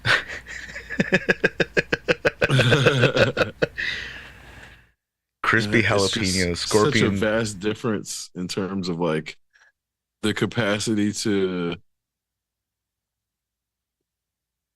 have a balance between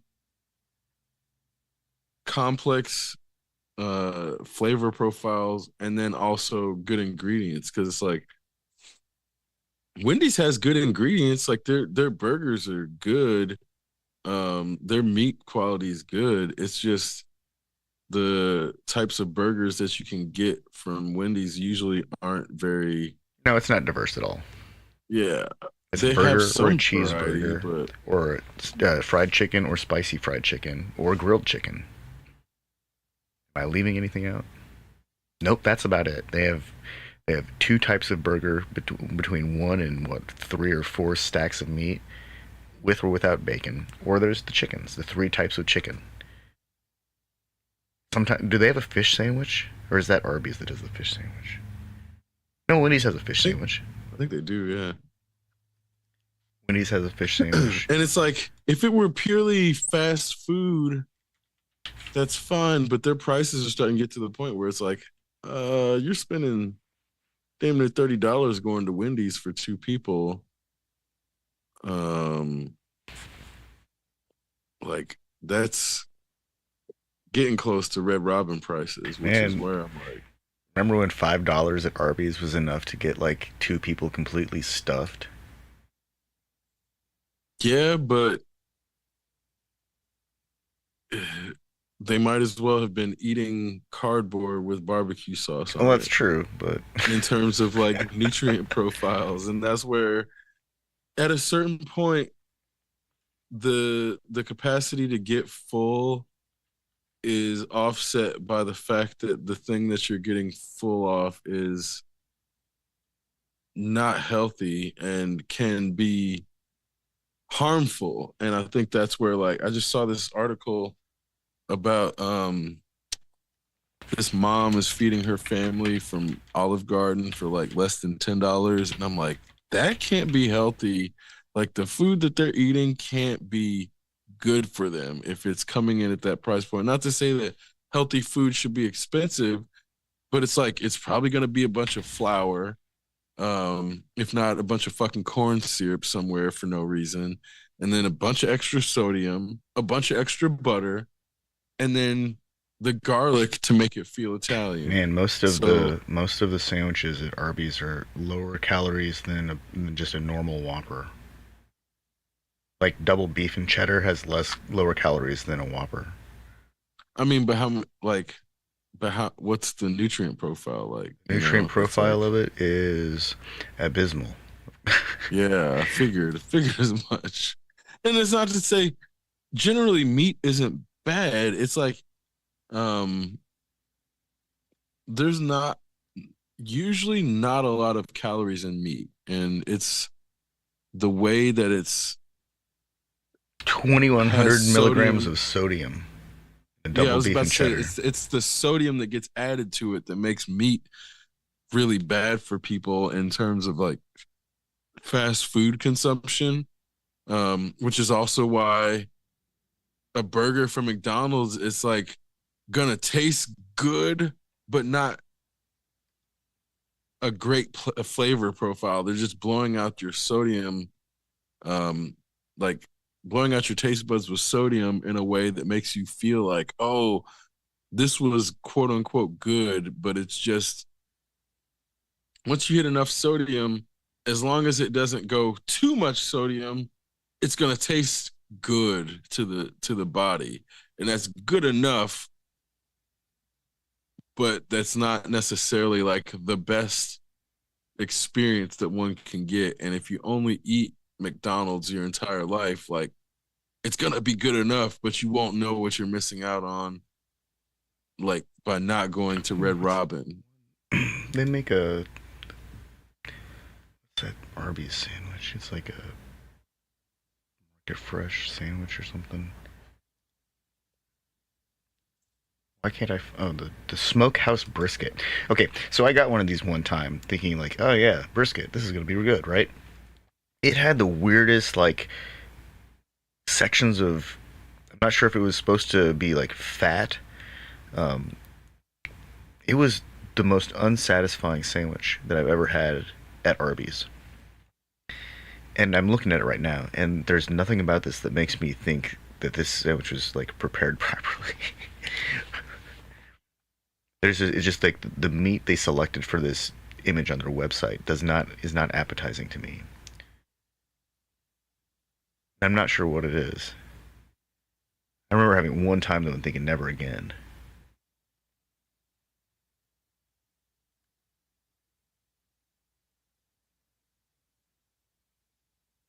I also tried their corned beef Reuben one time, which wasn't terrible, but I wouldn't order it again because it just like melts into itself because it's too moist and their bread is just a sponge.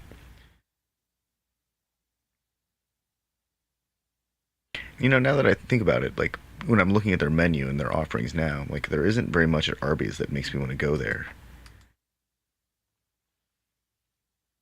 You have to sign up for their Arby's rewards if you want to get discounts on sandwiches, I guess.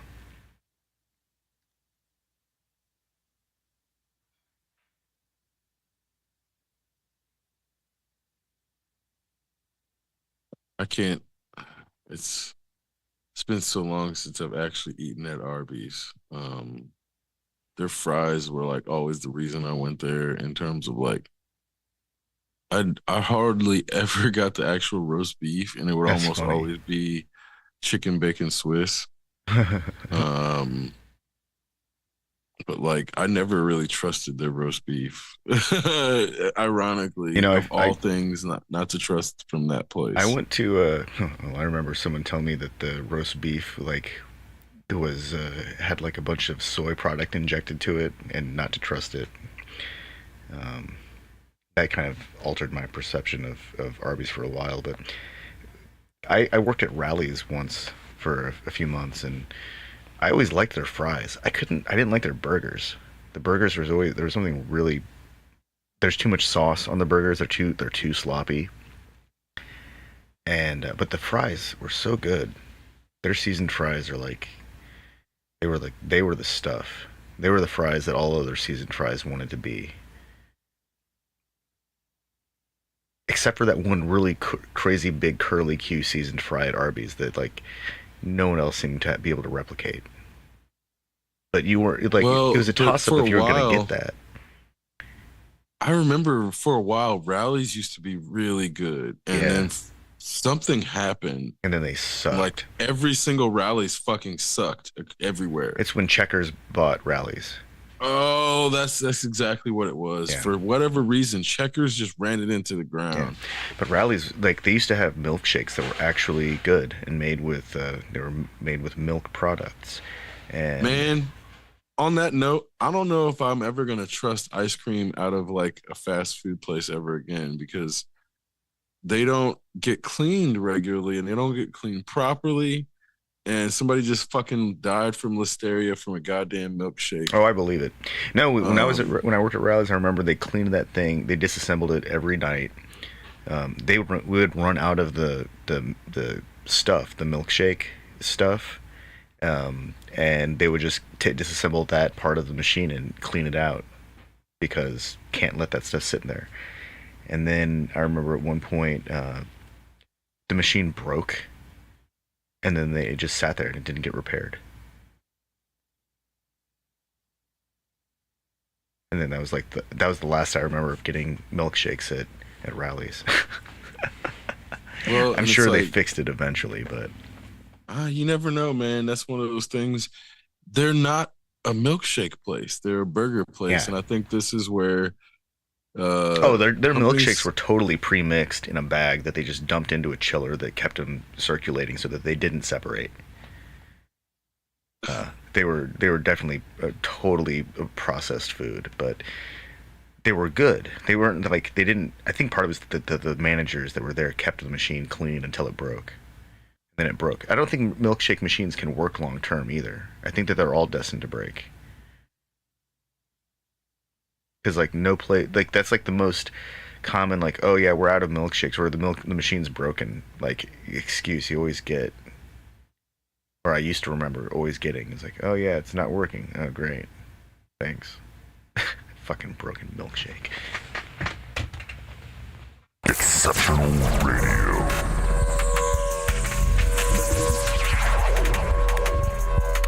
Exceptional Randos shows produced live in Sunroom Studios' Base Capsule. Remember to catch our Exceptional Randos live stream on YouTube every Sunday between 2 and 4 p.m. Eastern Standard Time. And if you have a story, idea, or question that you would like to share, we want to hear from you. Thanks for listening. Well, that was random. Exceptional Radio.